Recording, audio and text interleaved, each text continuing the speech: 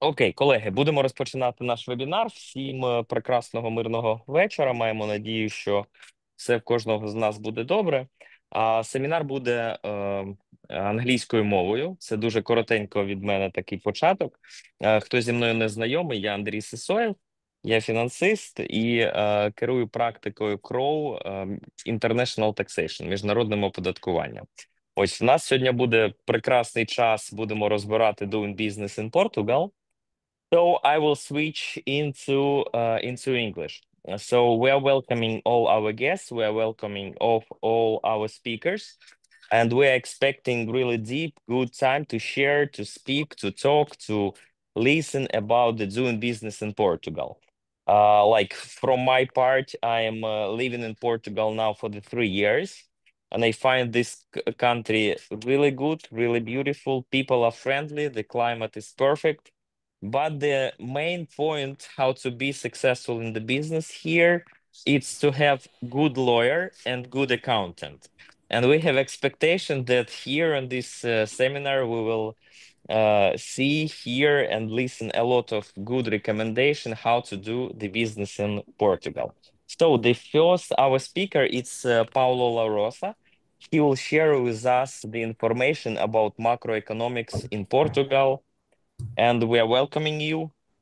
So now I'm passing you the microphone. Please, Senor Paulo.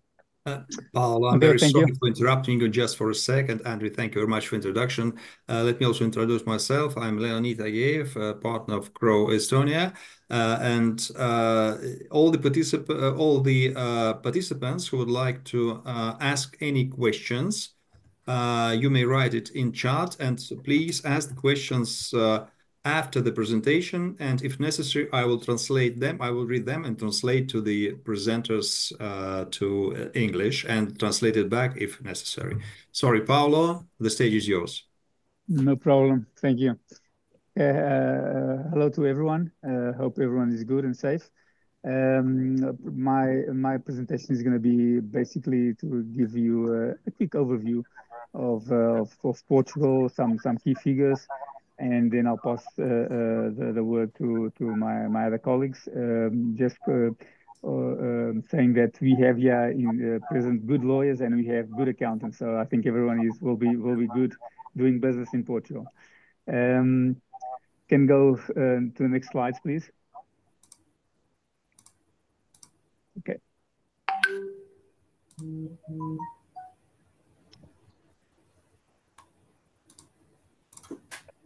Okay.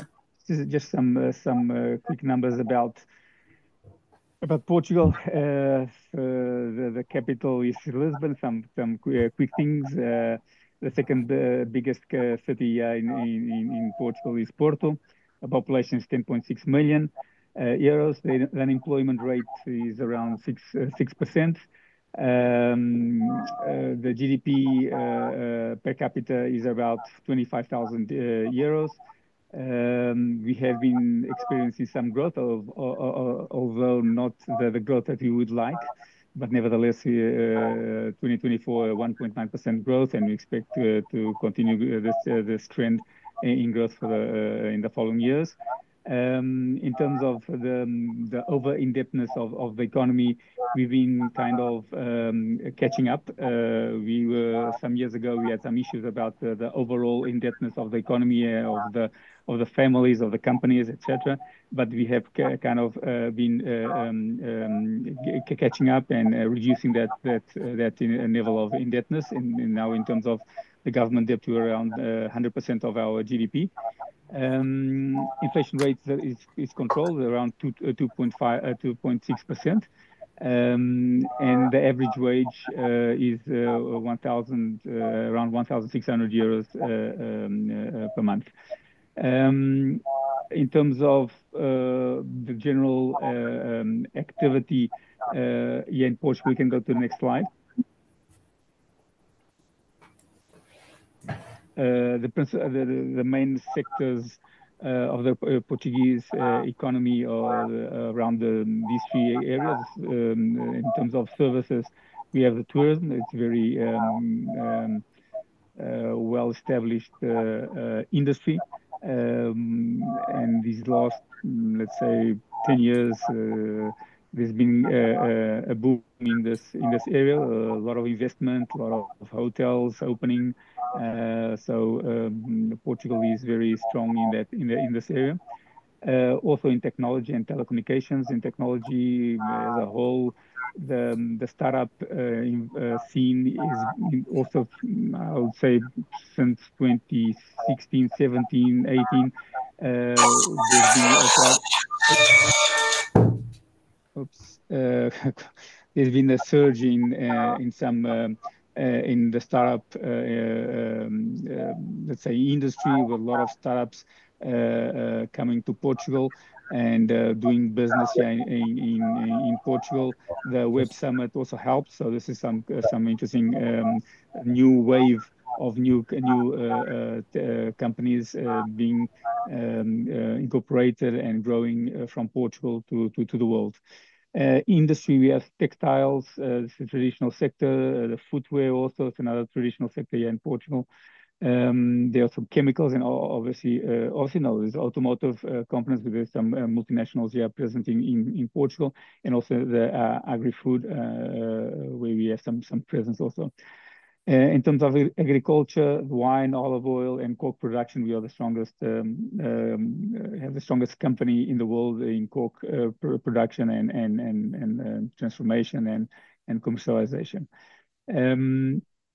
In terms of main partners for imports and exports, we have our neighbors, Spain, Germany, France, United States, and the United Kingdom also. In terms of exports, we represent around 47% of the GDP in 2023. In terms of renewable energy, Portugal has been investing a lot in these last 15 years. So this is where we kind of stand well. Over 60% of Portugal's electricity comes from renewable sources. In wind, solar, and also green hydrogen projects. We have a lot of them in projects of those in Portugal. Next slide, please. Yeah, just a quick overview of the capabilities that in terms of human resources of people here in Portugal. As a whole, we a country who speaks well English, and some other languages, specifically French, and one or another German speaking. And there's the level of education is also quite good, and so this is something that is always the talent nowadays is an issue. And I think we have good talent and good people. So this is a plus for us here in Portugal. Next slide, please. Well, just an overview, quick overview. Yeah, in Portugal, we, in terms of Crowe, we've been present here since 1998. We have offices in Lisbon and in Porto.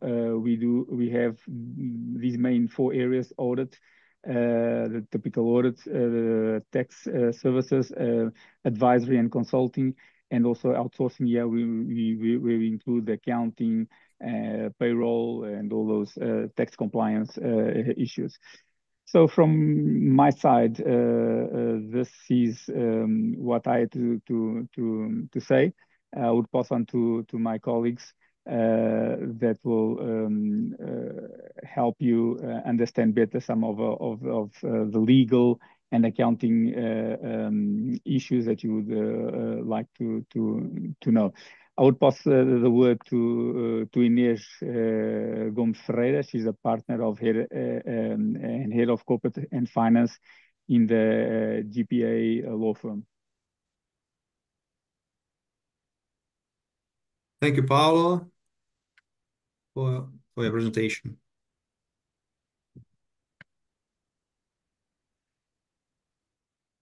Thank you, Paulo.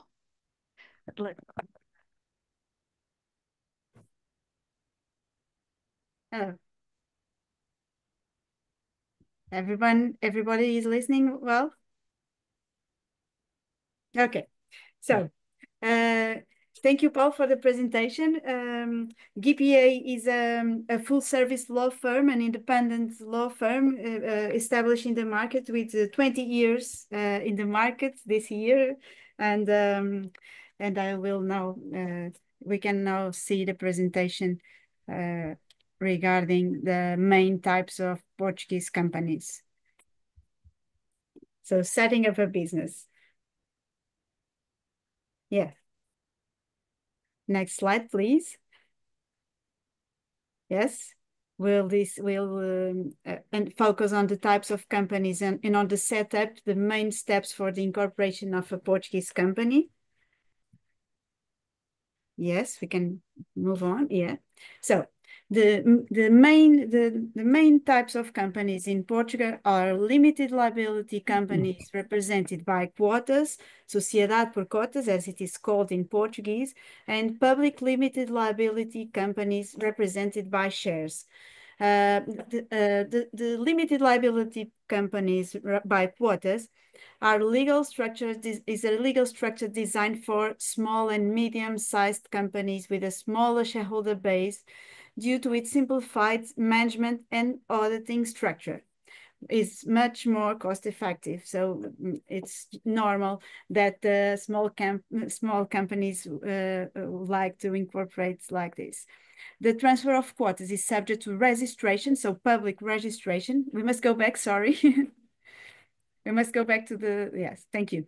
The transfer of quotas is subject to public registration at the commercial registry office, and the public limited liability companies have a legal structure designed for medium and large companies with a wider base of shareholders, but allows more flexibility in the transfer of shares as it is not subject to registration at the commercial registry office.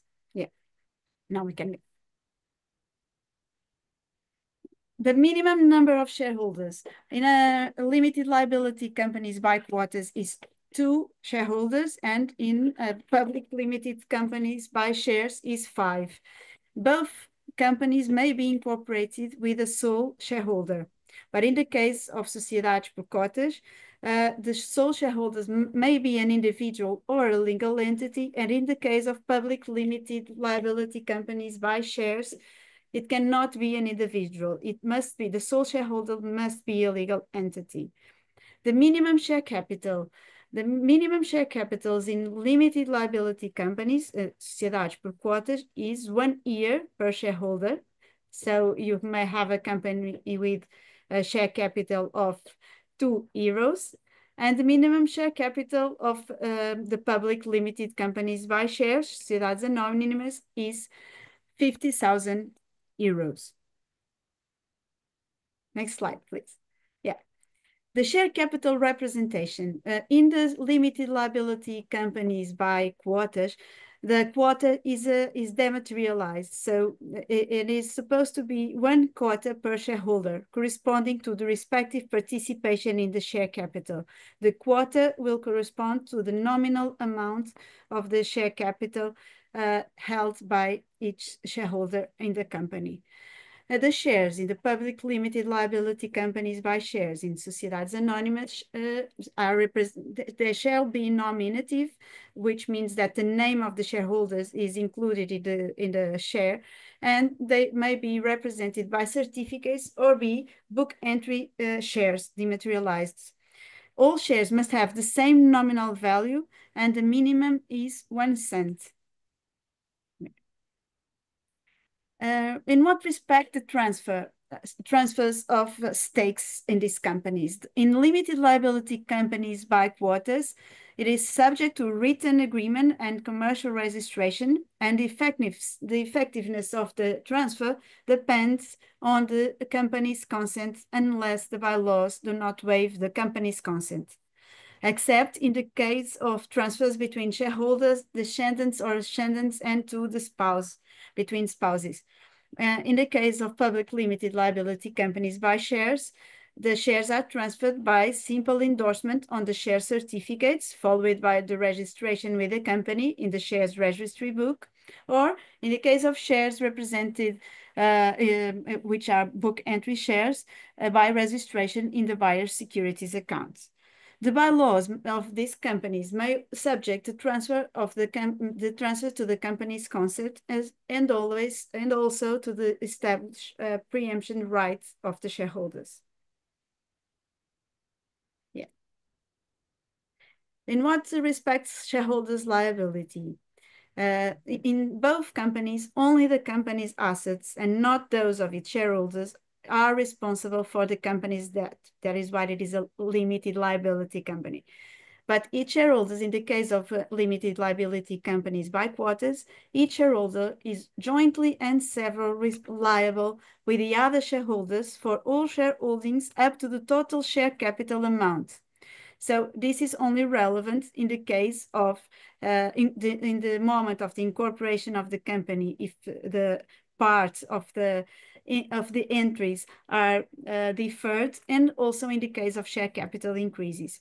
Because if the share capital is full delivered, there is no issue with that. In the case of public limited liability companies by shares, the liability of each shareholder is limited to the value of the shares he, she, or it subscribed to. Next slide. Thank you. In what respect corporate governance? The governing bodies can be substantially more simplified in public limited liability companies. The law only provides for the need to appoint one or more managers who do not have to work allegedly. So you don't need to have a board of the managers. They don't have to, they are not required to have formal periodic meetings, although they may choose to do so. But in the case of on the contrary, in the case of public limited liability companies by shares, the law provides for the possibility of choosing between 3 different corporate governance models. In all those models, it is necessary to elect the members of the board of the general meeting, the members of the management body, and the supervisory body. So it is a more complex structure. We can move, yeah.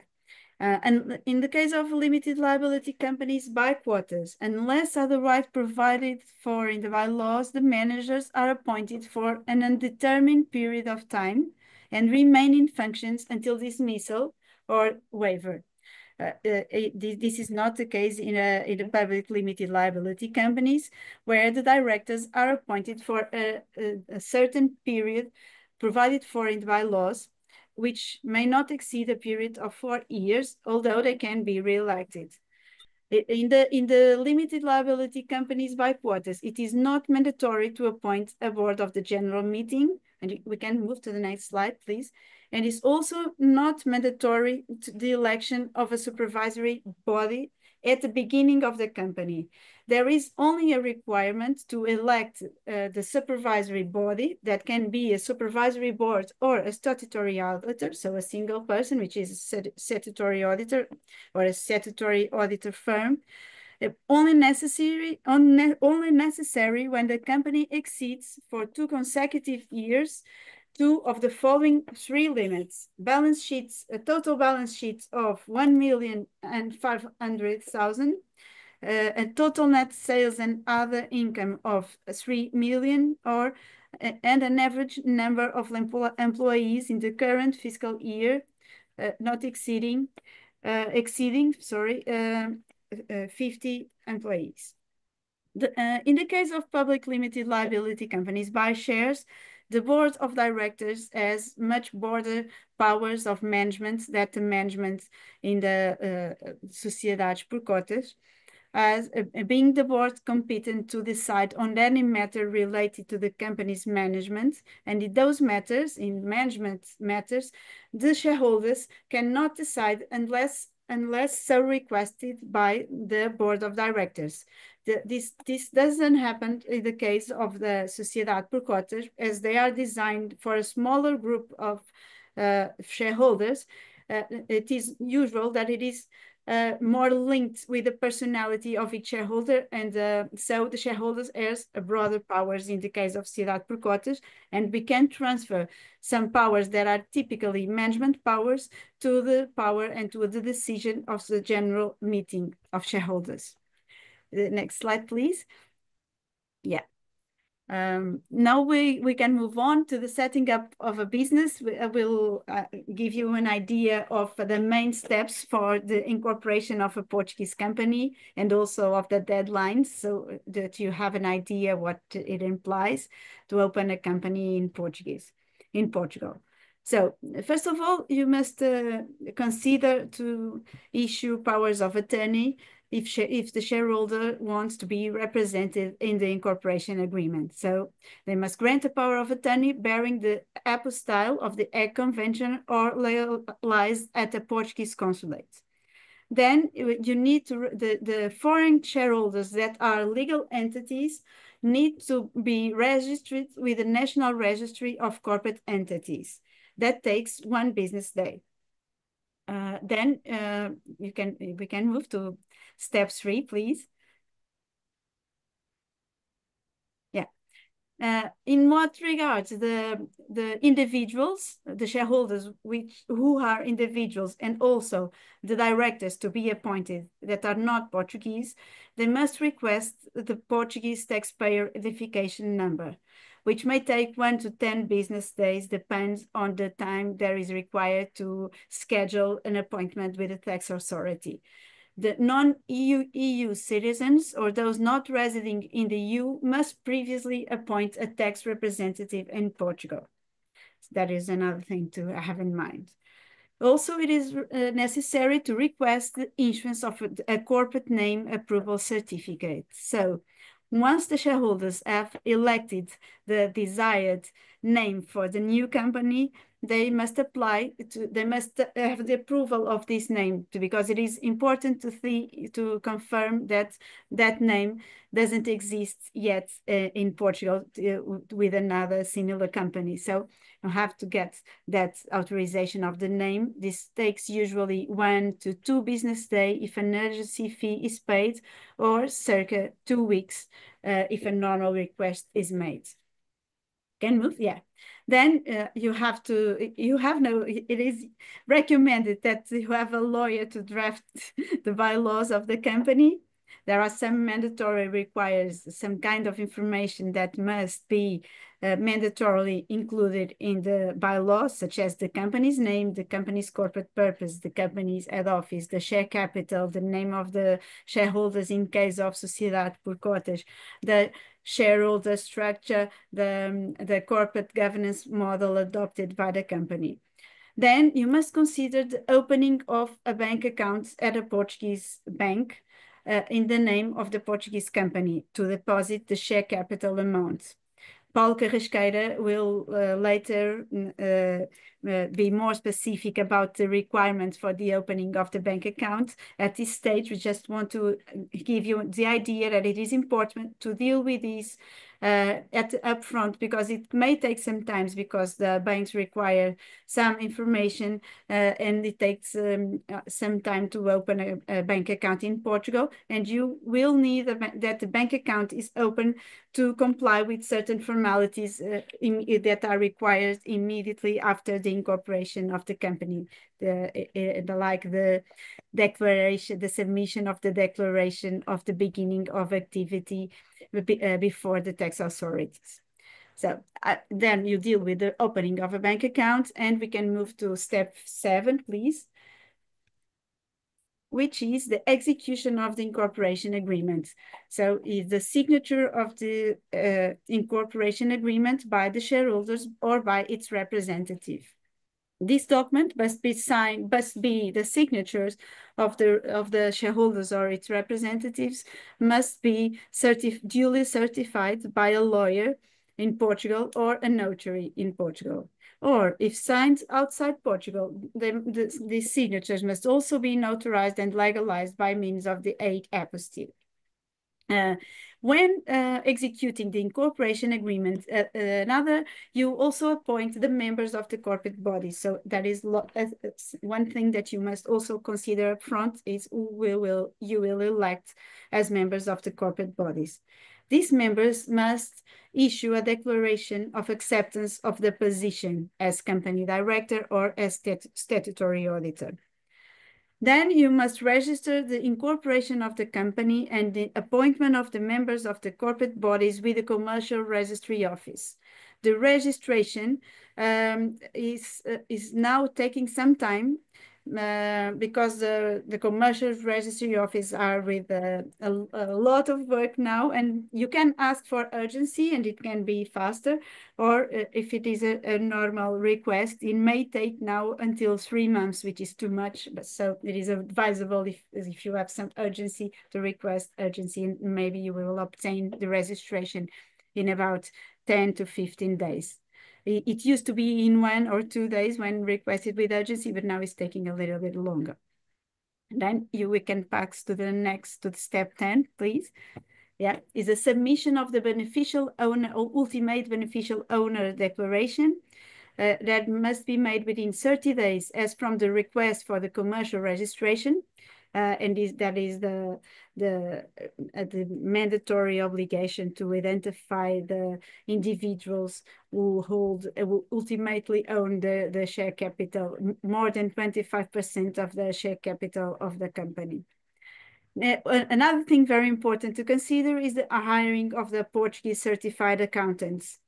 As it was mentioned before, it is very important to have good accountants. So you have to hire them because they will be essential to the next step, which is steps 12 and 13, the statement of the beginning of activity before the Portuguese tax authorities that must be made within 50 days as from the incorporation registration request. So you don't have you don't have much time. So you need to have the Portuguese certified accountants hired before or at the time of the incorporation of the company to assure that you will be able to comply with the state of beginning of activity with this submission in the required deadline. Then in step 13, you have the submission of the statement of beginning of activity before the Social Security within 10 days as from the submission of the statement of beginning of activity before the tax authorities. And at last, you have the ultimate beneficial owner declaration also that with sufficient documentation proving the information provided therein. And that's all regarding the setting up of a business. I will now pass to Paulo Carrasqueira, which is a partner at Crowe, Portugal. Thank you. Yes, I'm very sorry. May I ask you to stay for a couple of minutes? Maybe there will be some questions. Господа, если есть у кого-то вопросы, можете написать их в чат, я их представлю. As long as we are waiting for any possible questions, let me maybe ask something. You told that the share capital of the company should be fully paid out to the opened account. How it is in practice? Is it difficult to open the bank account for company in the process of the setting up if the founders are the foreigners and directors are the foreigners? How it looks like in practice? Yeah, thank you for the question, because in what regards private limited liability companies, the sociedades por cotas, you don't need to have the share capital deposit upfront at the moment of the incorporation. You can do that until the end of the fiscal year in course. So you have some time to do that. But in what regards public limited liability companies buy shares, you must deposit the share capital by the time at the incorporation of the company. That is mentioned in the incorporation agreement that the share capital has already entered the company. So and it is not easy, it is true, to open a bank account before the incorporation of the company, because the banks always try to postpone the opening of the bank account to the moment right after the incorporation, because they will require the the certificate from the commercial registry office, which of course you will only have after the registration. But the banks, if you push a little bit and you insist, the banks will, we have the experience that the banks opens the bank account previously, as long as the bank account cannot be, have any movements besides the deposit of the share capital. So you won't be able to taking money out of the bank account until you show the bank the registration, the commercial register certificate showing that the company is already registered at the commercial registry office, and they will require some documents that Paulo will address, and that will be required to the opening of the bank accounts. Yeah. Thank you so much. And I think there is no any restrictions of with opening an account in some other jurisdiction to work on them. And at the first stage, maybe just to find a Portuguese bank who will open the account just only for capital payment purposes, and then later on it maybe will be transferred to the current account.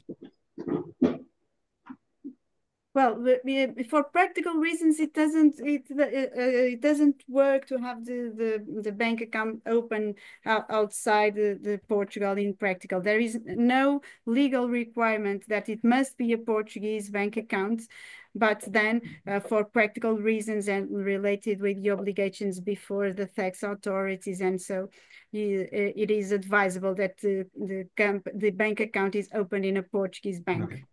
Yeah. Thank you so much. Thank you. Any questions? Еще какие-то вопросы есть? Yes, I have a question. Yes. In case the bank account is not opened and there is no possibility to transfer the share capital in a due time, is there any penalty from the state?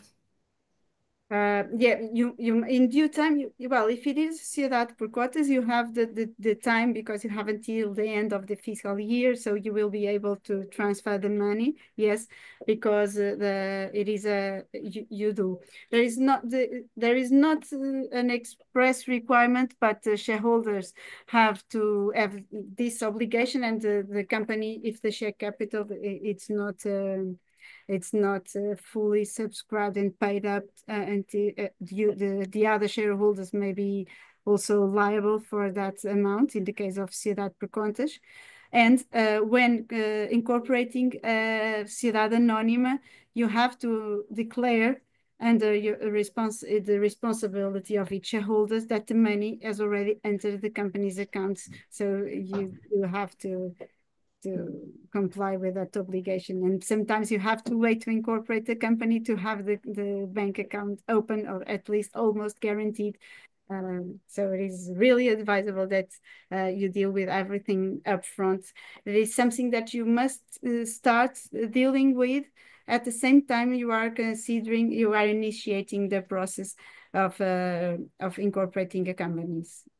Thank you very much for the answer. But anyway, let's imagine the situation. So the company is being incorporated already. The Portuguese company is being incorporated already, and due to some reasons, political, economical, the shareholders is foreigners, and there is no possibility to open the Portuguese bank account within, I don't know, 1 year and a half, 2 years. Still, the company do not start its business activity, and there is a problem to open the bank account and transfer the share capital. Is there any penalties due to that based on the law in Portuguese? Please explain if possible.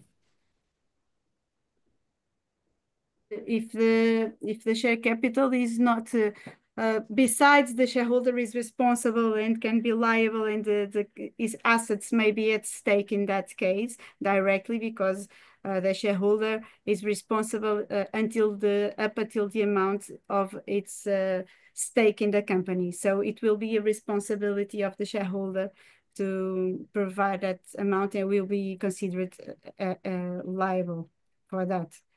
So normally the share capital have to be placed on the company's bank account. Is that right? Yes. Right. The problem is to open a bank account for the company in Portuguese due to the reason I described before. So there is a company being incorporated in Portugal, for example. The bank account is not open for, I don't know, 2 years. The company has equity, like, I don't know, property, land or something, and the share capital is not paid. Is there any penalty from the state due to this? For example, if the company have the equity, let's say the land, so they will cut the piece of land to pay it, and how it works? Well, if the company has a land within the pump, that is one of the company's assets, and it was one of the contributions of one of the shareholders to the company. The share capital is paid up with that asset. It can be the case also, because you can enter a company with contributions in kind, like the real estate asset, or in cash. Yeah. But so maybe if in the case of you have a real estate, that is a possibility. But you need to have the bank account open in order to start may submit the declaration of beginning of activity. So if there is no bank account opened, you cannot open the activity also. Yes, so this is the question from Leonid that I'm very sorry for interrupting. Let's maybe agree that some additional questions for Ines will be asked maybe in writing later on, because we'll have a contact, so we'll get in touch, because we'll be out of time for a very long time, and other speakers will have not much time to speak. I'm very sorry for interrupting. Okay, but I'll stay here. Let's, no problem. Yeah, but we have to be in schedule. Yes, I'm very sorry. Let's maybe agree to ask the questions later on by email. Thank you so much. Sorry for interrupting. Yeah, You're welcome. I ask the question is, yes, it's pretty hot. I know from our client side that it's pretty difficult to open an account, so that's why this is a hot issue. So, Ines, would you be so kind to give a stage and to represent the next speaker? So next speaker is Paul Carrasqueira, which is a partner at Crowe, Portugal. Hi, everybody. Good afternoon. Good afternoon. I will share in a moment my presentation.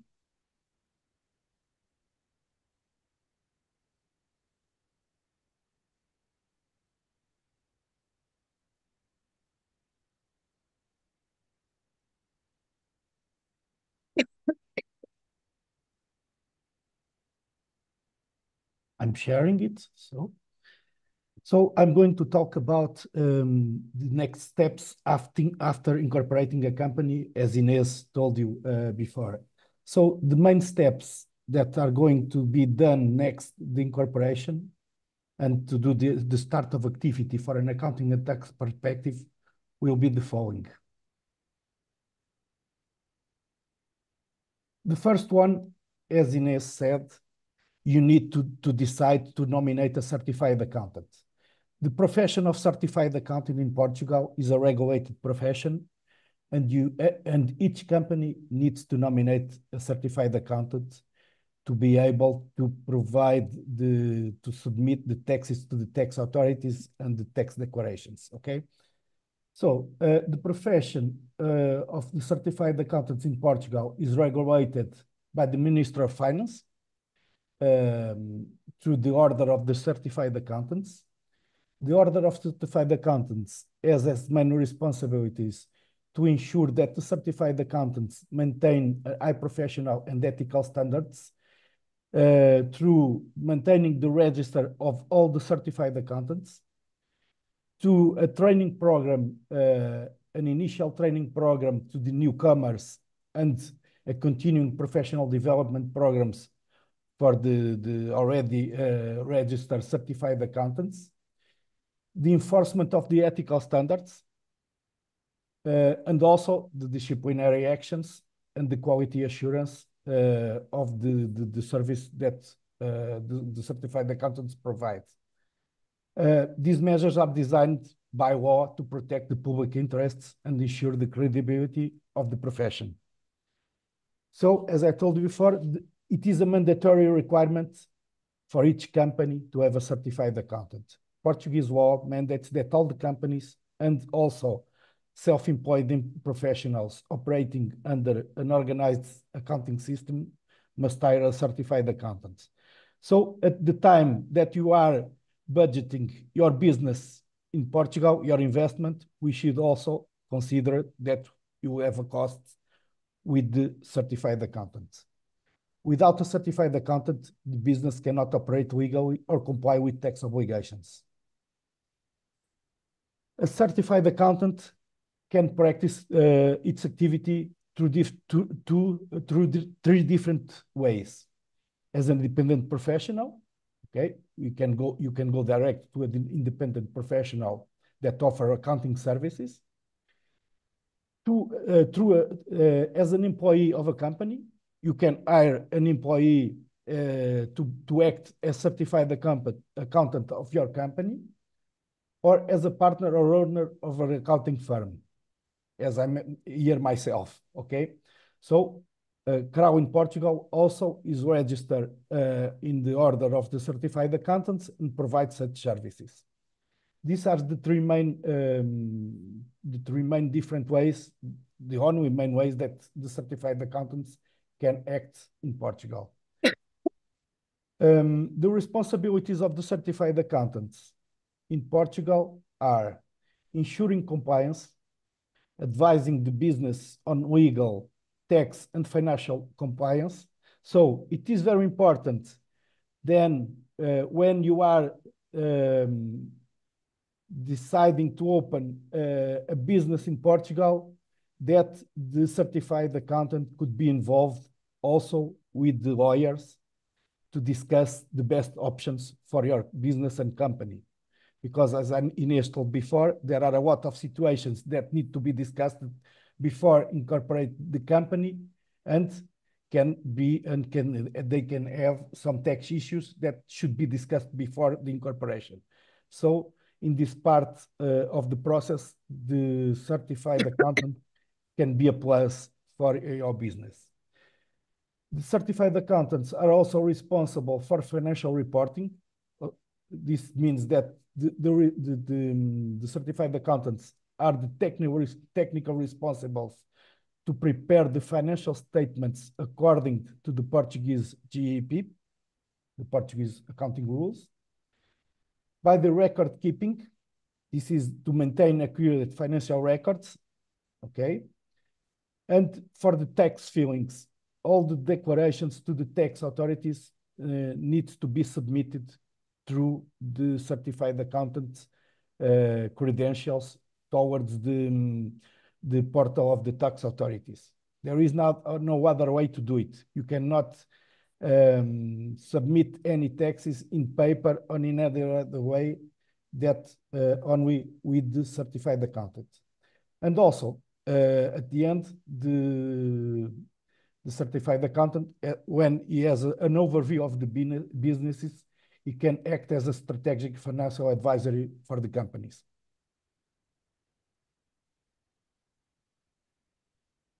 So the certified accountants have obligations, and they have, of course, they have rights. The rights of the certified accountants is towards the companies is the right to professional autonomy. They should act independently of the directors of the company. So the technical responsibility for the financial statements is the responsibility of the certified accountant. The company should provide all the information that is necessary to present correct financial statements. Also, the certified accountant has the right to refuse the engagement if a client requests services that violate accounting standards or legal obligations. It has the right to fair compensation. Certified accountants are entitled to reasonable and timely payment of their professional services as agreed in their contract. So, depending on the complexity of your business and the area of your business, the industry, The fees can be higher and lower depending on the workload that will be estimated at the beginning. Also very important, it's the right to client cooperation. The clients must provide accurate and complete financial records to enable proper accounting and compliance. So all the documents and information that are needed to provide accurate accounting records should be provided by the clients and the companies. And at the end, the certified accountant has the right to confidentiality protection. Certified accountants have the right to expect clients to respect professional confidentiality agreements. Also, on the other end, as an obligation, the certified accountants are also obliged to confidential obligations towards the business of its clients. The formalities, the professional relationship between a certified accountant and their clients must follow formal contractual agreements, and they should include an engagement letter, a confidentiality clause, transparency obligations, where you are going to detail the way of communication, the deadlines, the service costs, the legal requirements, and the professional limitations, and the termination clause in that contract. Normally, the contracts are for 1 year, 1 business year, which correspond to one tax year, okay? Other important issue that Inés already talked about is the opening of a bank account. So after you incorporate the company, we will need to nominate the certified accountant and also open the bank account. The opening of a bank account can run jointly with the incorporation of the company, as Inés already explained before. So to open a bank account, normally the documents that will be needed is the commercial register certificate, the certificate from the central register of the beneficial owners. This can also be not the document, but the codes that are generated when the register is done, okay? The identification details and proof of their representatives and the beneficial owners, so the personal documents of each one,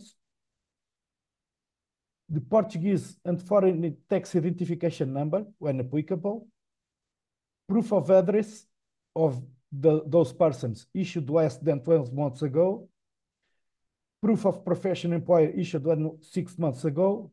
It can be a payslip or other document that justifies it. And the account file, this is the point normally where the process stops and takes a little while to complete. The account file from the bank, the documents must be signed in presence of a bank employee. There are ways to do it, but take a longer time.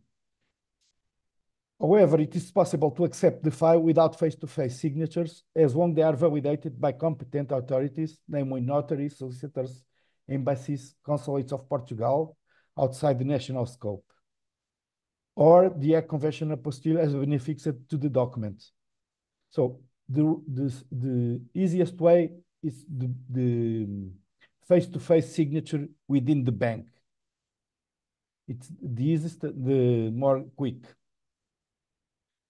After presenting all this documentation to the bank, additional information can be requested by the banks.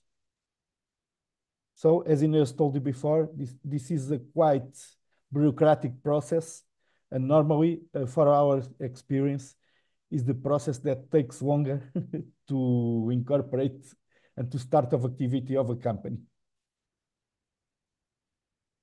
The start of activity itself for tax and accounting purposes, when you have nominated the certified accountant, you will be the responsible to file the start of activity in the portal of the tax authorities. Okay. For this, it will be needed the date of start of activity. Inés told you and well that the start of activity must be delivered within 15 days after the commercial register, but you can decide that the activity for tax purposes can be 2 months before or 2 months after, okay?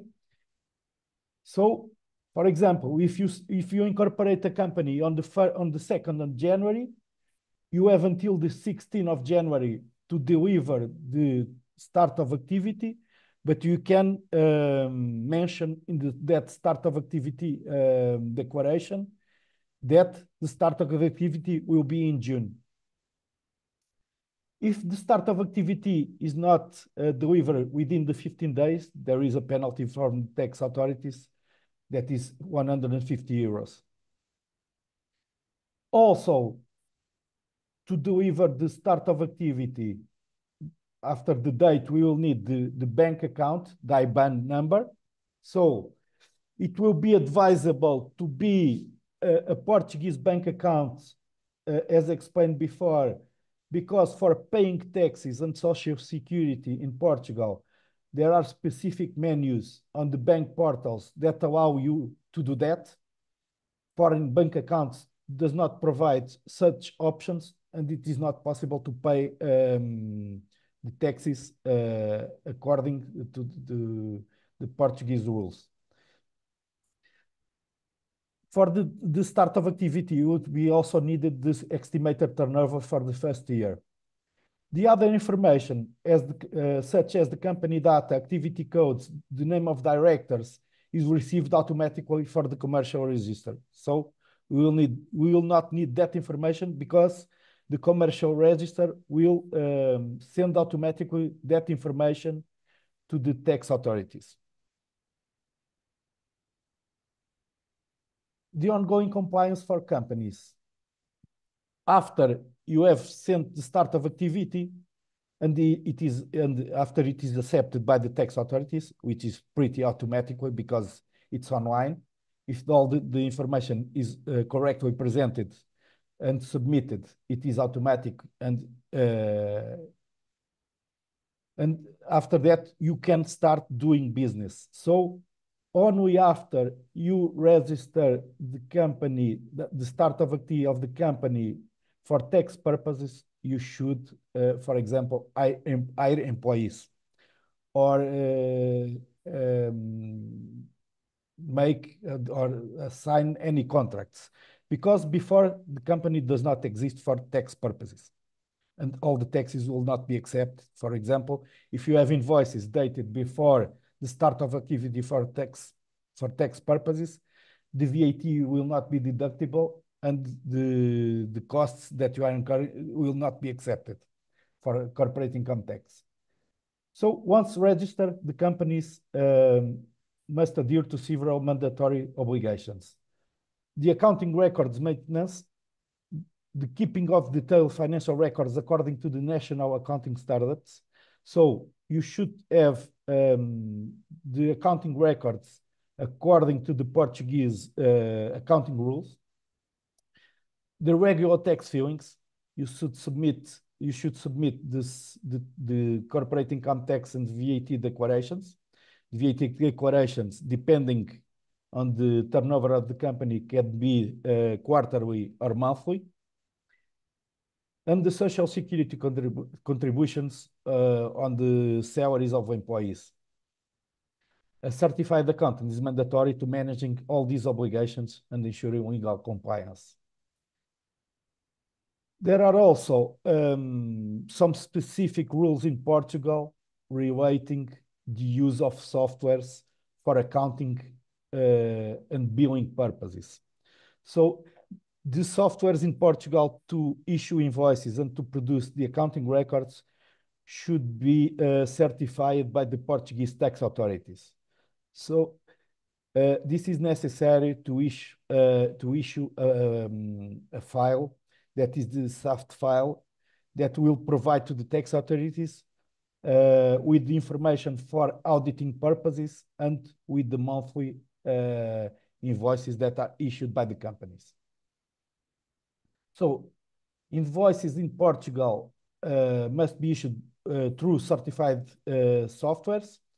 Invoices and other fiscally relevant documents must be processed in one of the following ways: IT invoicing programs, other electronic means for issuing invoices, namely the registers, electronic terminals, or electronic tails. For example, if you are going to pay a parking, you should not get an invoice, but you should have a ticket, okay? But it will be automatically issued. And at the end, you can also have documents pre-printed in an authorized typography, but afterwards, these documents need to be uploaded to the tax authorities portal. Taxable persons with obligation to issue an invoice are obliged to use exclusively computer programs that have been subject to certification. Okay.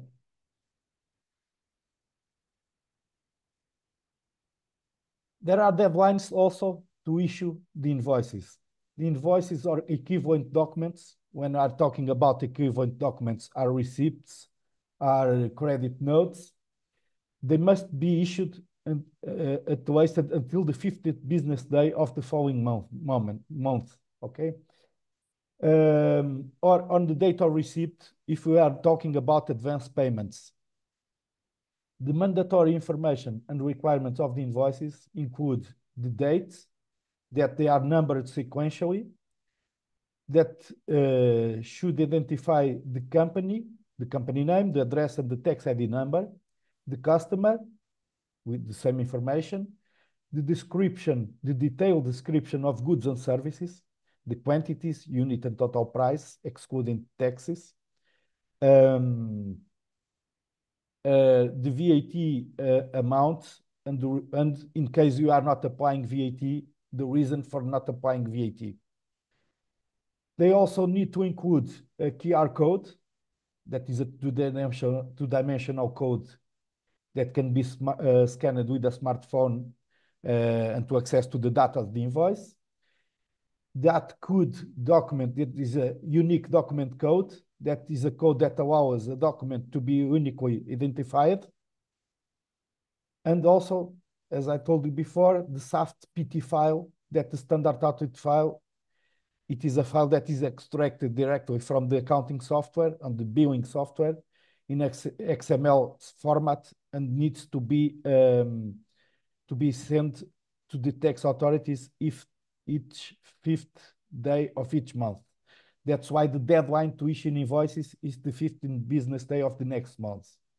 It means that in the 15th business day of the following month, we need to report the invoices that we have issued in the previous month.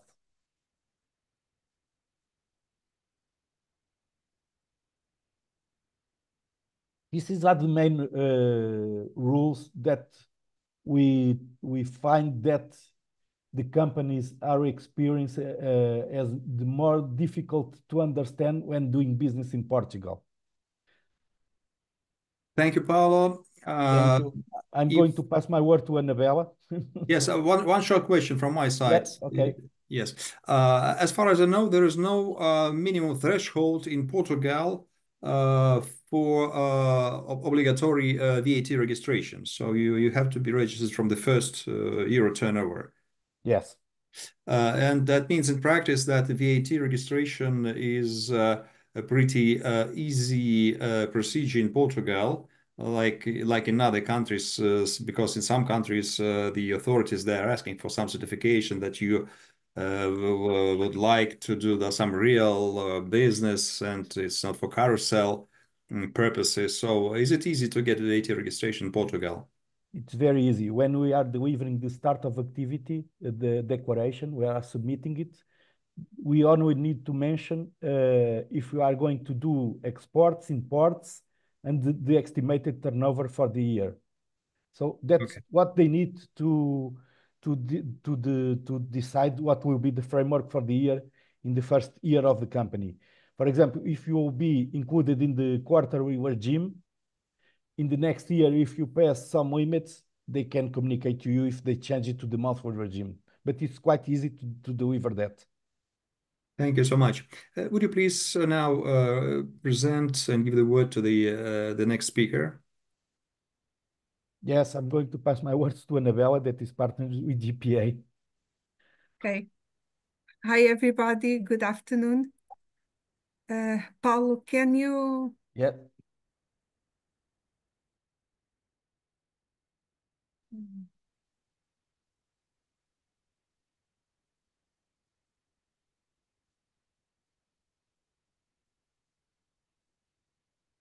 Okay.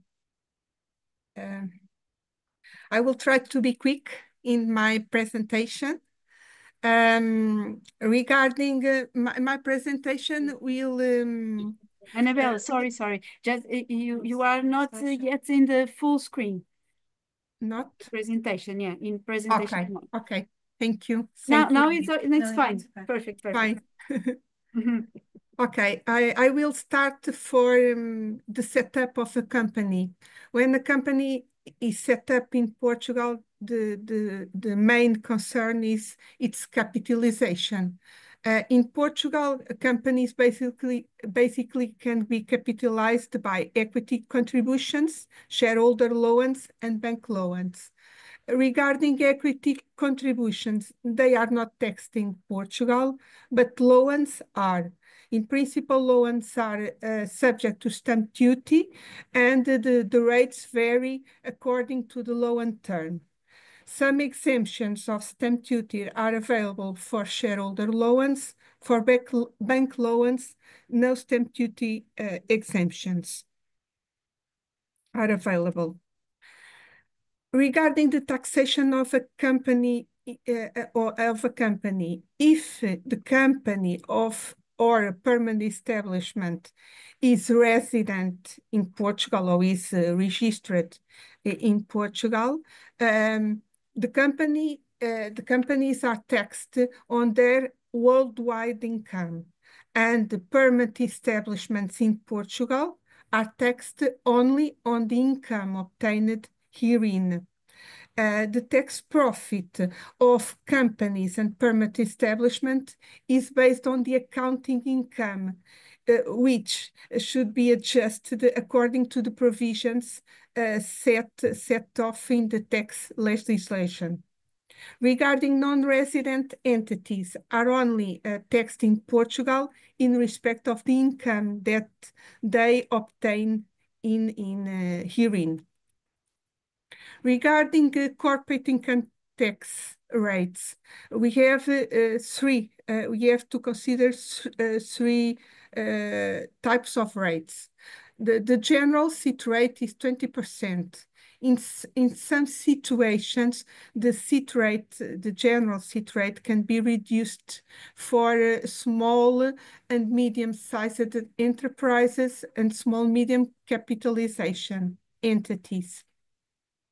In addition, a local surtax, it calls the Rama Municipal, can be applicable 1.5% on the taxable income. And this local surtax is fixed by the municipalities. For example, Lisbon and Porto charge this local surtax. However, certain municipalities may decide not to charge it.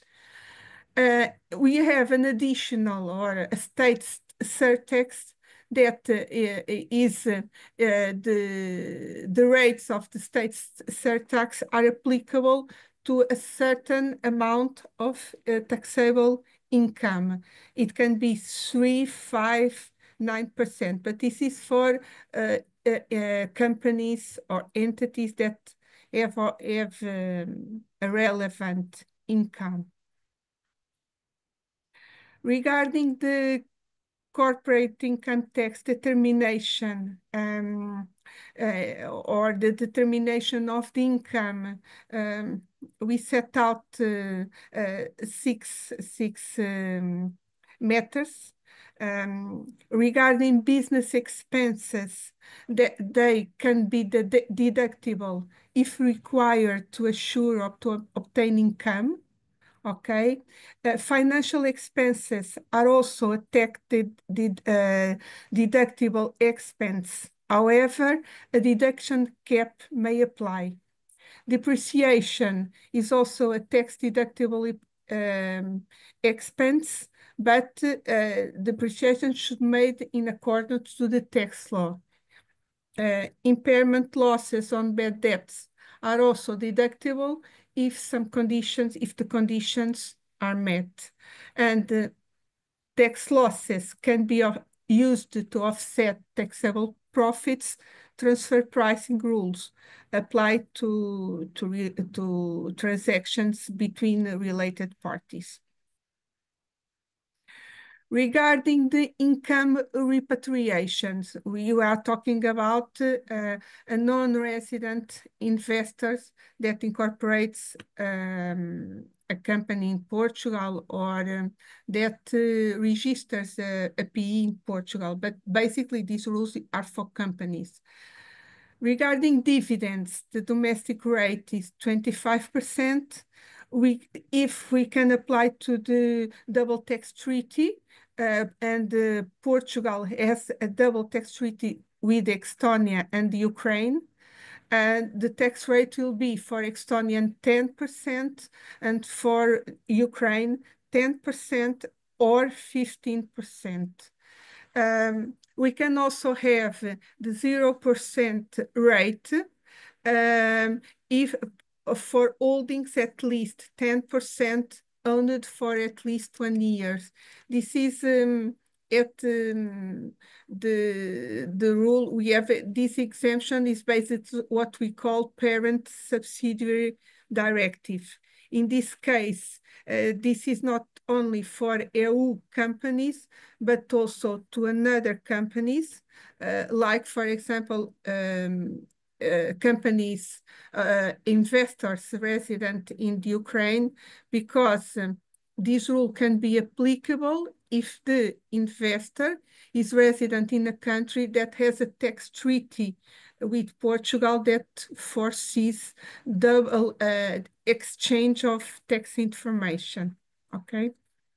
And the double tax treaty with Ukraine foresees this, has this rule. Regarding interest, the rates are basically the same. Domestic rate, 25%. Reduced rate under the double tax treaties, 10% for Estonia and the Ukraine. And we can apply for the 0 rate, okay? And the interest directive, which can also be applicable to Ukraine because the words of the tax treaty. Capital gains on the sale of shares. When an investor wants to exit from its investment, for resident entities, we have the participation exemption regime. If several conditions are met, we have the 0% rate. Capital gains are not subject to taxation. If these conditions are not met, any capital gains will be added to the company's taxable income and taxed at general SIT rates. For non-resident entities and individuals, in this case is also individuals, capital gains on the sale of shares are exempt, are not taxed in Portugal. This rule is not applicable to companies which assets are comprised in more 50% of real estate located in Portugal. These are taxed at 25%.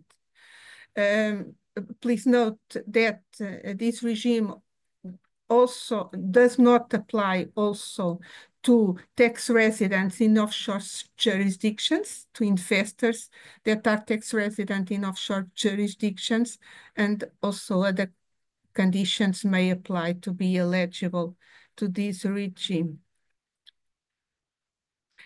Regarding tax incentives and their use, I choose mainly 5. We have for the companies resident in Portugal, we have an incentive to the capitalization of companies, which foresees a deduction to the company's taxable income. We have also a research and development a tax benefit for research and development. Some expenses incurred with research and development can be deducted to the taxable amount of the company. However, of course, several conditions need to be met to be applicable to this regime. We have also incentives to urban rehabilitation. This is more a matter of real estate. The law foresees an exemption of real estate transfer tax and real estate tax regarding buildings that are rehabilitated by the owner. We have also collective investment vehicles. These are mainly investment funds. They are a regime that the taxable profit of the SIF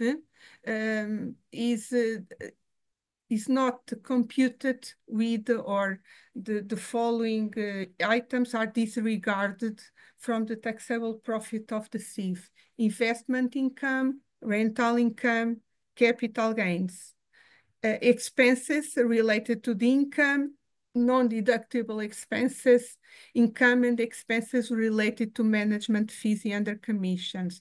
Therefore, regarding this, considering that the taxable profit of a SIF is mainly investment income, rental income, and capital gains, the SIFs should not have a relevant taxable income.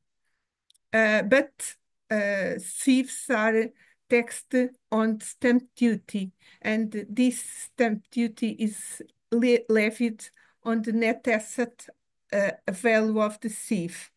This is the tax rates depending of the types of the SIFs. The SIFs are a very favorable regime for non-resident investors.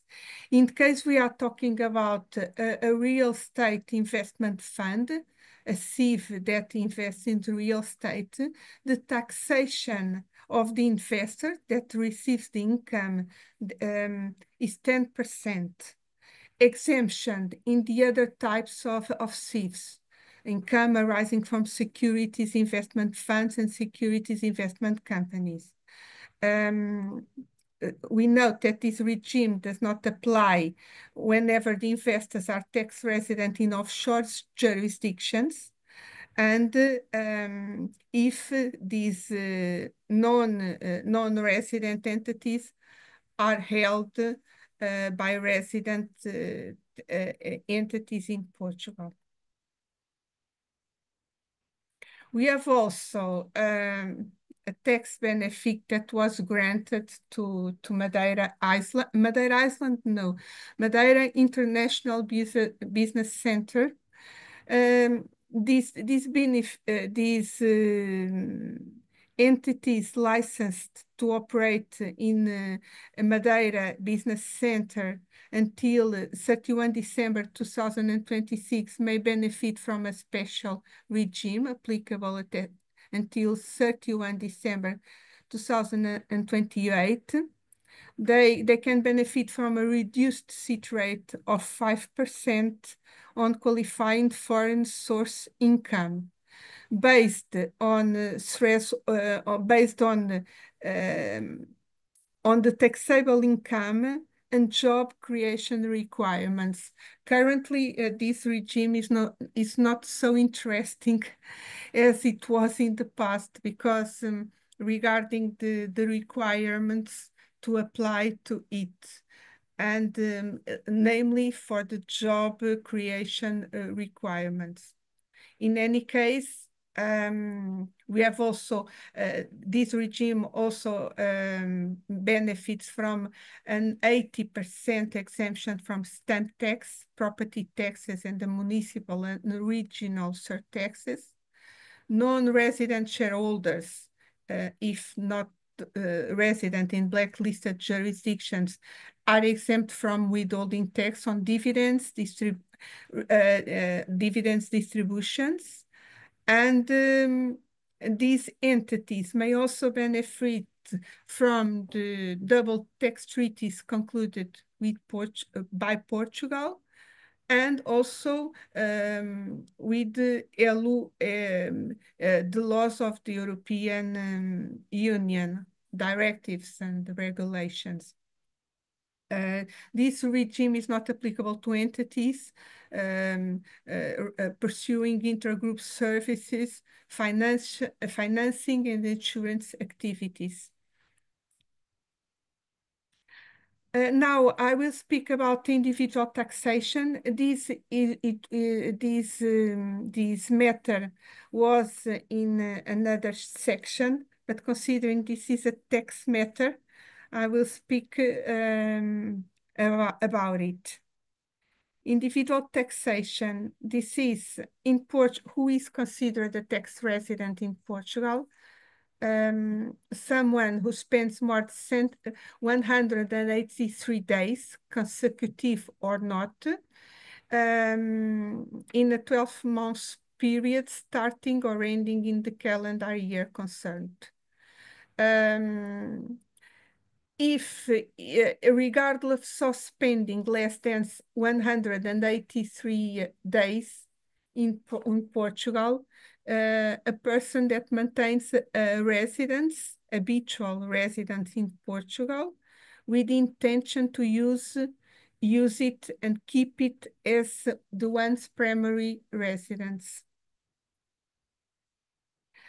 Tax residents in Portugal are taxed on their worldwide income at progressive personal income tax rates, varying between 13% to 48%.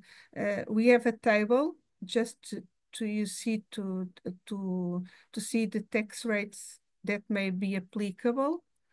It may also apply a solidarity surtax of 2.5% on the taxable income exceeding 80,000, and 5% if the taxable income exceeds 250,000 euros.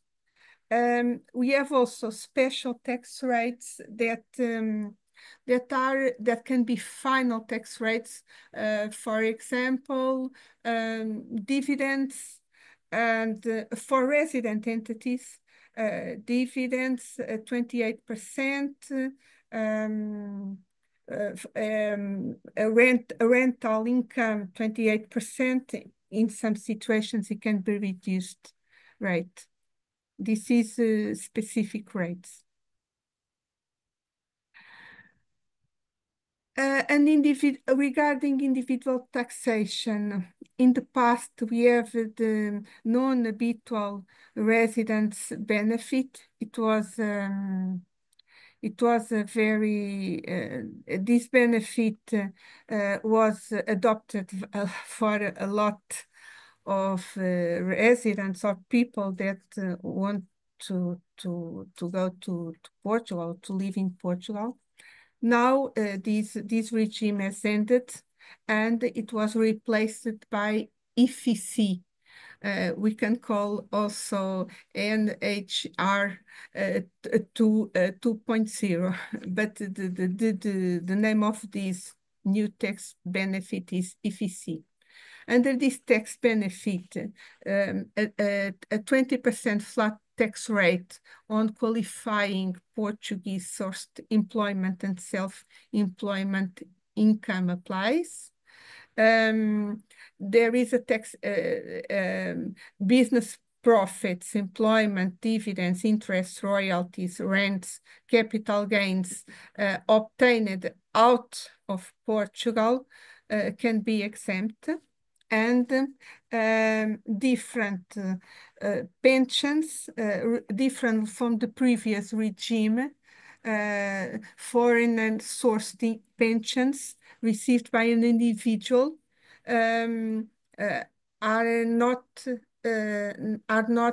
cannot be exempt or partially exempt from personal income tax. Now, according to this new regime, if you see, they are taxed as any other income at the standard progressive rates. This regime, if applicable, is available for 10 consecutive years. Who may apply to this regime? Citizens who have become Portuguese tax residents after 1 January 2024, citizens that have not lived in Portugal in the previous 5 years, and earn income from one of the following activities or areas. This is the areas: higher education and specific research, qualified jobs and board position linked to productive investment incentives, higher qualified professions, roles in key economic sectors, RID personnel eligible for business tax incentives, job and board position in certified startups, and jobs or activities in the Açores and Madeira.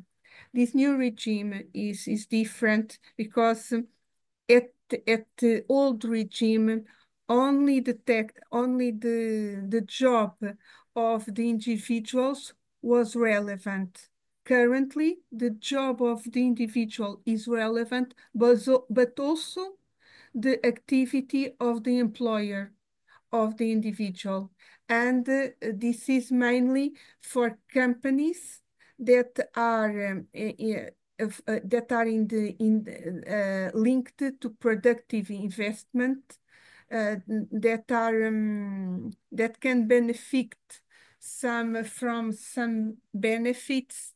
They are linked to regional development, startups, but it should be seen in each case. Currently, the competent authority for approve this benefit is not only the Portuguese tax authorities, but depending of the type of benefit that we are applying for. If we are talking about highly qualified professions, it is up with the tax authorities. Board members of a certified startup and employees, it is with the Startup Portugal Institute.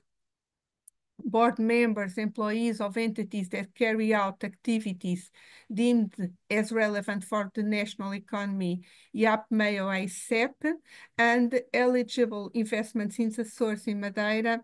It is not yet determined who will be the competent authorities that need to approve this. This is a very recent regime. There are lots of doubts, and we expect that at any time that the tax authorities make available to the taxpayers more explanations regarding the application of this new regime. Until when can I apply? Residents in Portugal must submit their registration requests by January by the 15th of January of the year following they become resident in Portugal. For first year, they must submit the application until the 15th of March. However, we believe that in principle this deadline should be extended because there are so many doubts how this will work. This registration, we believe that in principle this deadline should be extended. And for me is I terminate my presentation, and I would like to introduce my colleague, Catarina Amaro, who is associate at GPA, which is an associate lawyer at GPA. She is specialist in migration and relocation matters. Annabella, thank you so much, but may I ask you to stay for a couple of minutes for some additional questions? Yes, I will stay. If possible. So I think one of the most interesting and hot topics is NHR status, especially from here, our Estonian side, for those who are looking, as I told previously, to move to a more sunny country, to enjoy their life. So would you please confirm that such types of passive income like dividends, interest, royalties, rents, and capital gain, they are still tax-free for NHRs according to a new rule or not? Or only salaries for some specialists? So again, in accordance with the new regime, dividends, interests, royalties, rents, are they still tax-free for NHRs or not?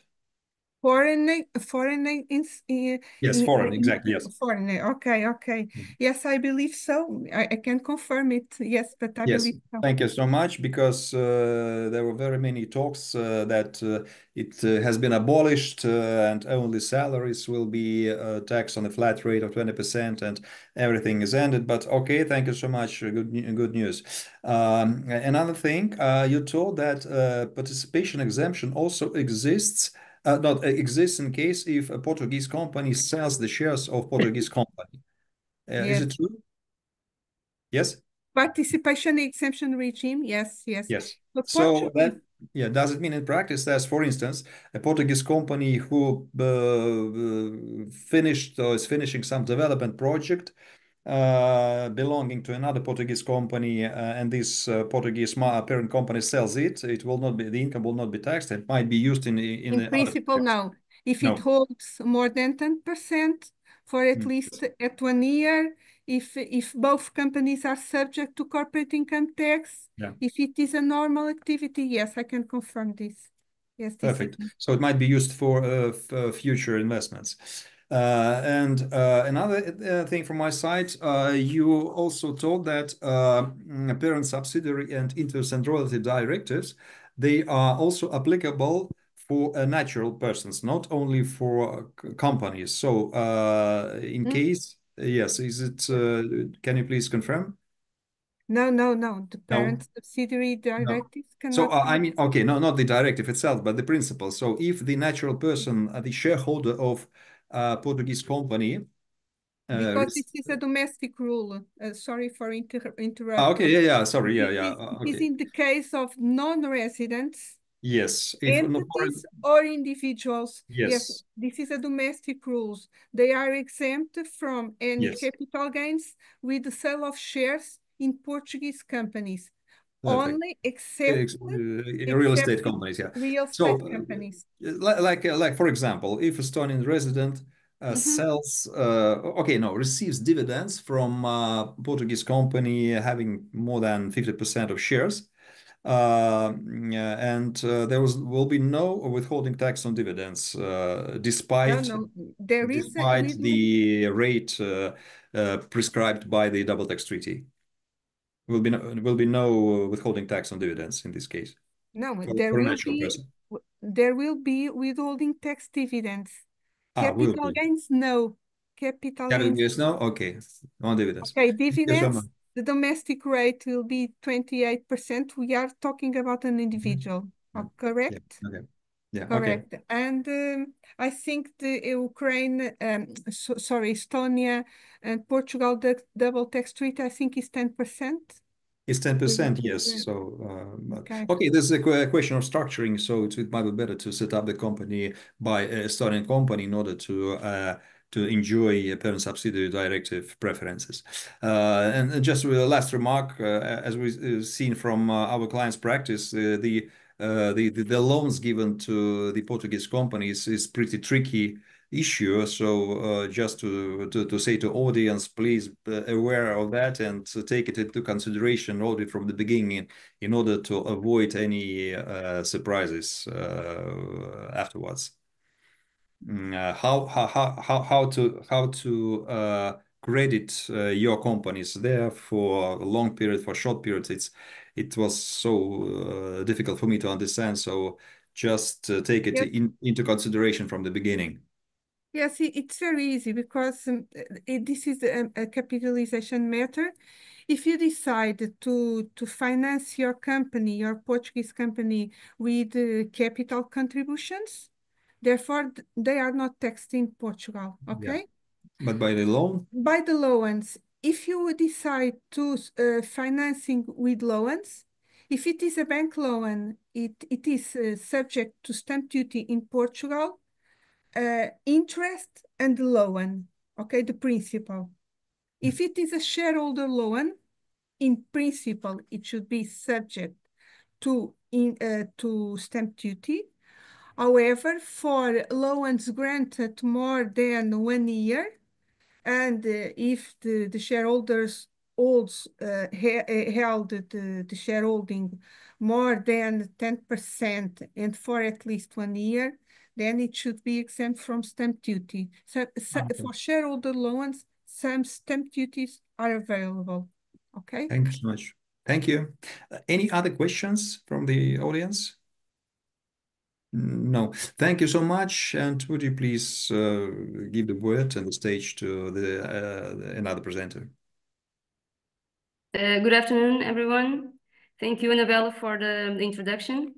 So,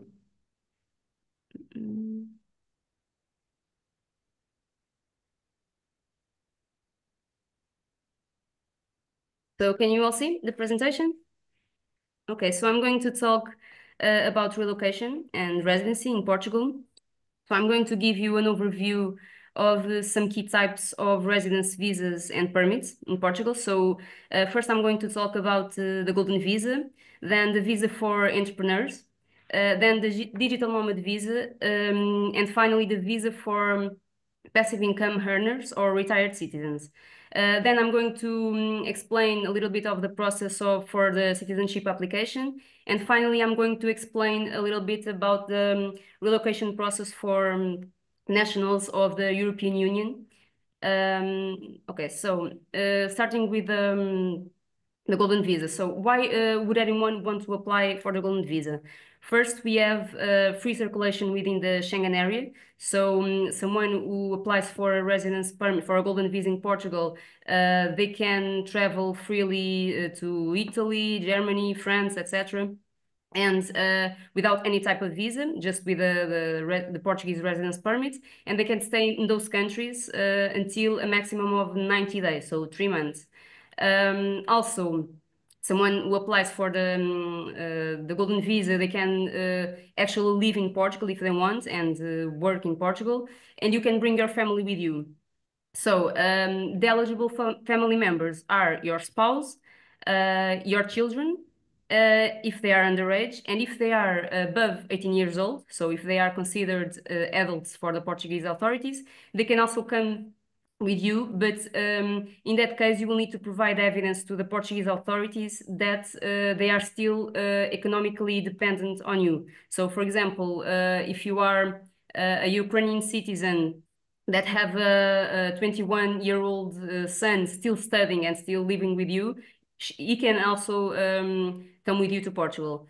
Then you will have access to Portuguese healthcare and education systems, exactly the same as a Portuguese citizen would have. And this is the major advantage of this type of visa, the golden visa, is that you don't need to spend more than an average of 7 days in Portugal per year. this is different from the other types of visas, because in the other types of visas you cannot be absent from Portugal for more than 6 months, 6 consecutive months, or more than 8 months in a year. And finally, you will have access to Portuguese citizenship within 5 years, of course, if you meet the other criteria that I'm going to explain. So, and who may apply for this golden visa? First, just third country nationals. This is citizens who do not have the nationality of any member states of the European Union or the European Economic Area or Switzerland. So, for example, an Ukrainian citizen could apply for a golden visa, but not Estonian one. So, and it must be in order to apply, you must demonstrate the required advancement, either personally or through a single member limited company.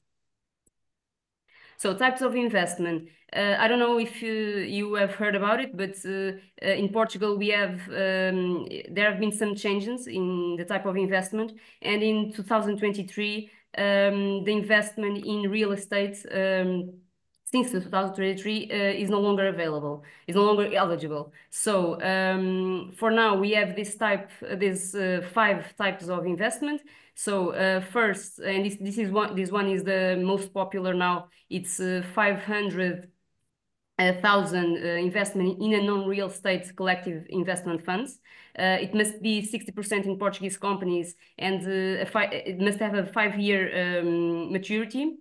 Then the second one is the creation of at least 10 jobs.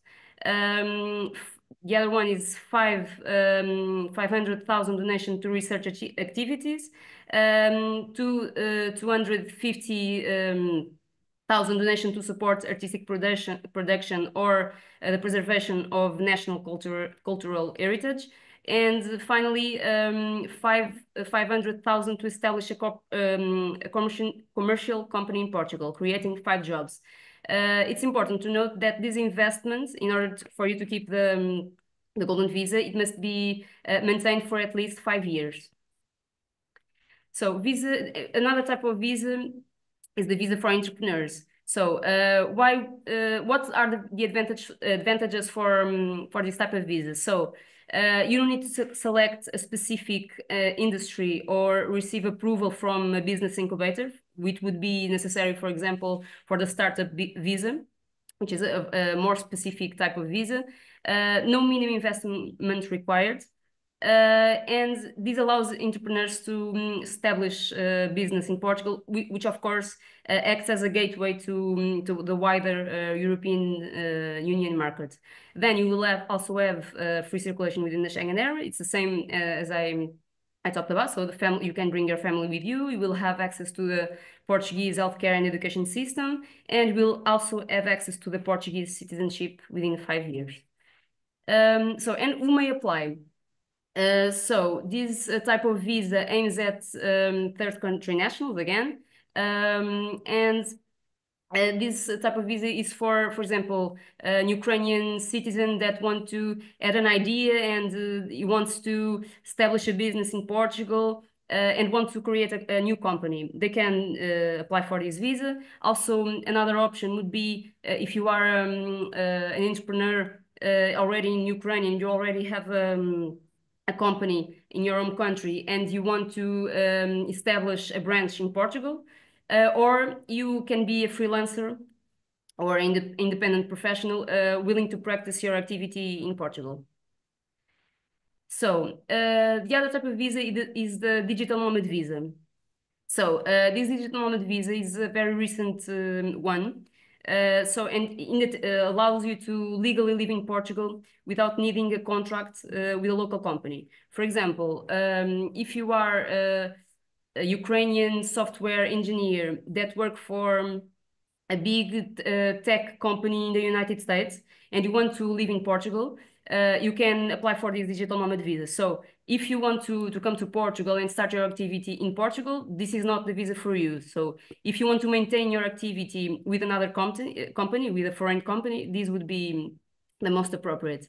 And another advantage of this type of visa is that it is usually more straightforward, and it's not so, it's more cost effective. So you won't need a big investment in order to apply for this visa. And again, you will have the same advantages as the other types of visa I mentioned. And who may apply? So again, third country nationals with fully remote work under a permanent contract or a freelancer outside Portugal.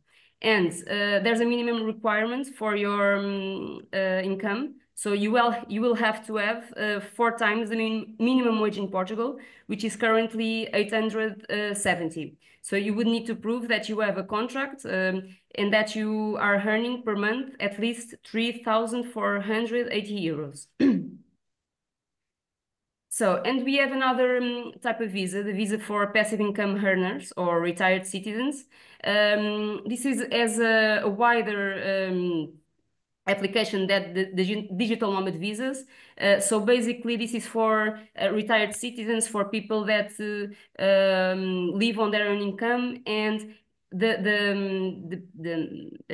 major advantage of this type of visa is the low monthly income. So you just need to provide evidence that you earn at least per month 870 euros.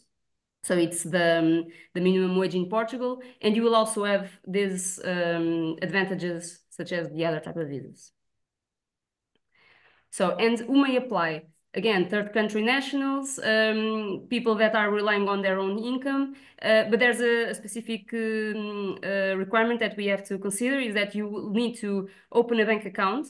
It can be a Portuguese or European one, and with at least 10,440 euros, so 12 times the minimum wage in Portugal. And it's important to note that if you bring other family members with you, the amount will increase. So for a spouse, it will be half of the amount, so 5,220, and for each child, 30%. So, for example, a family of 3 members would be this amount. You would need to have in your bank account this amount. So 18,092 euros. So for the citizenship application, so all these type of visas that I that I talked about, after you have 5 years of legal residence, you can apply for the citizenship, provided you meet all the legal requirements. There are some very good news, mostly for golden visa applicants, that since April 2024, last year, the law was changed, and now the 5 period starts counting from the moment the residence permit application was submitted. So, for example, if you apply for today for your residence permit, for your golden visa, even if you don't have right away the golden visa, because you don't, you will need to wait some months, sometimes more than a year. You will this 5-year period starts counting from today, provided that your residence permit, of course, will be granted.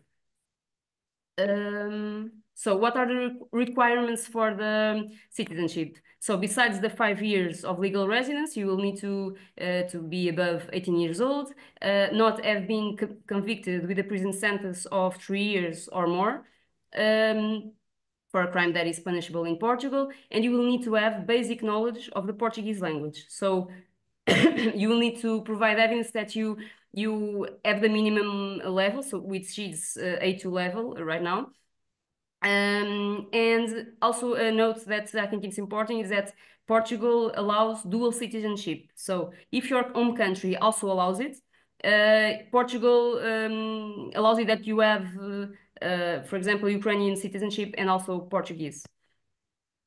So, and this is overview of the process of a third country national that arrives Portugal.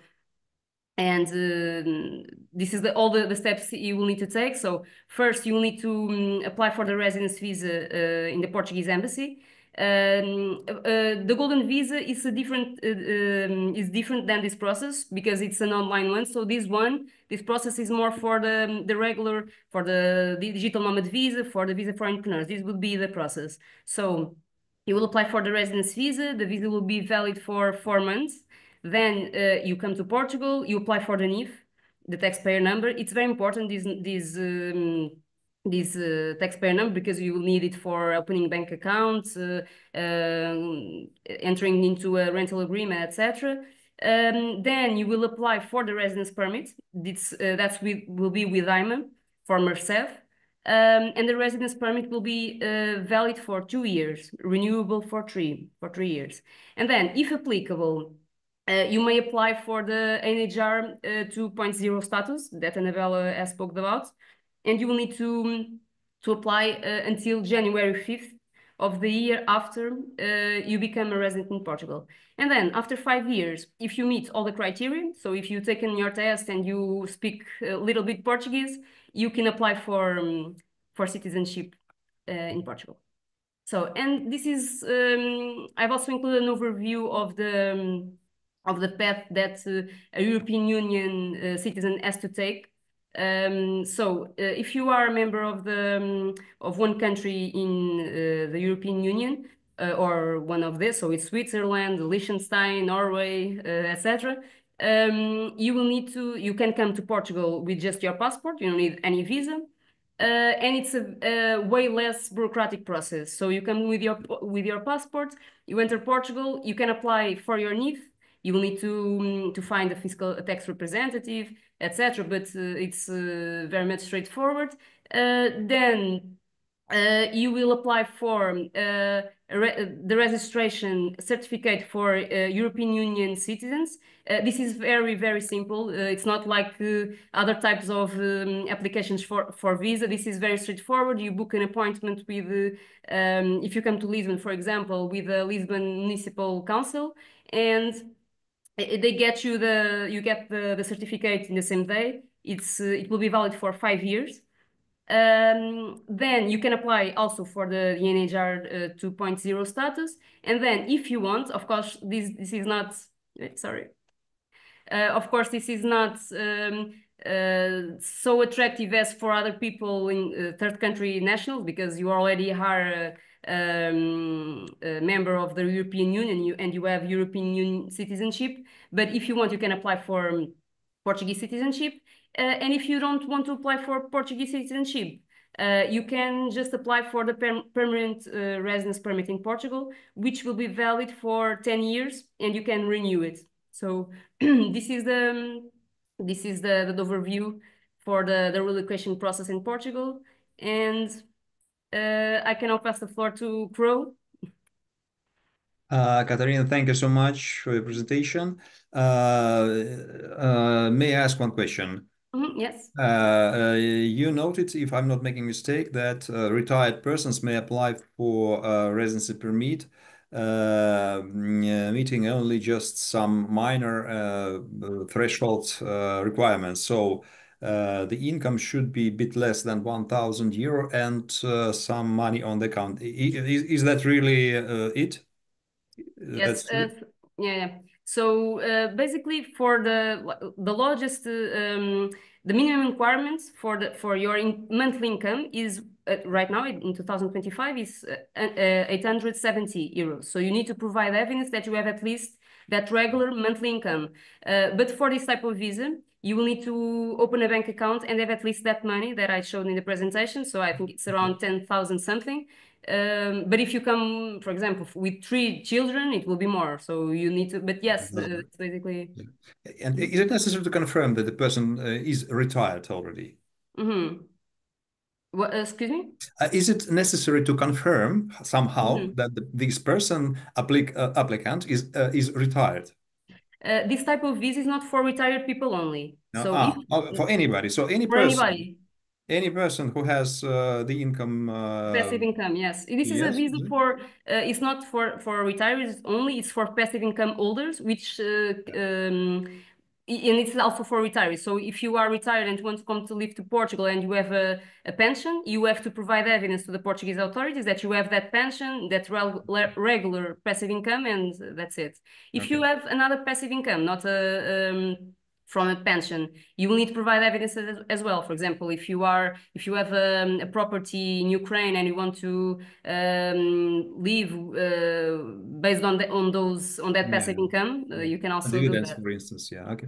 Thank you so much. Yeah, because we also have some requests for the clients from the third countries who are looking for the place where to live, especially in such beautiful country, because here in Estonia we need to prove higher incomes, and also it's much more difficult to explain why we would like to stay here. So there's no possible here to get a living permit just for income reason or something like that. Okay, thank you so much. Do we have anybody on stage after you? No? I don't think so. Okay. I thank you. I thank you all. I already got a feedback from the clients from our sides, from the audience. That was one of the best presentations and webinars up to now. I would like the audience to send their questions via channels of Crowe or sorry, GPA, sorry, whether through Ukrainian office or Estonian office or directly to the presenters. You will have a video record of this webinar sent to you, and if necessary, presentations separately. I thank you all. Wish you a peaceful and the end of the war in Ukraine, first of all, and nice spring, which comes soon, and all the best for all of you. Thank you so much again for participation and for your time spent. It's very useful and very interesting. Thank you very much. I will for sure send some questions to specify directly to you. Thank you. Thank you so much. Thank you. Thank you.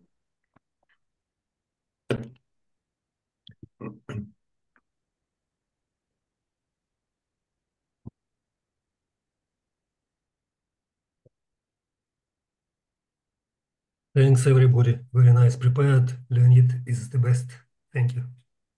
I was not prepared. It was a surprise for me that I will need to be the moderator. Thank you. Thanks, everybody. Have a nice day. Bye. Thank you.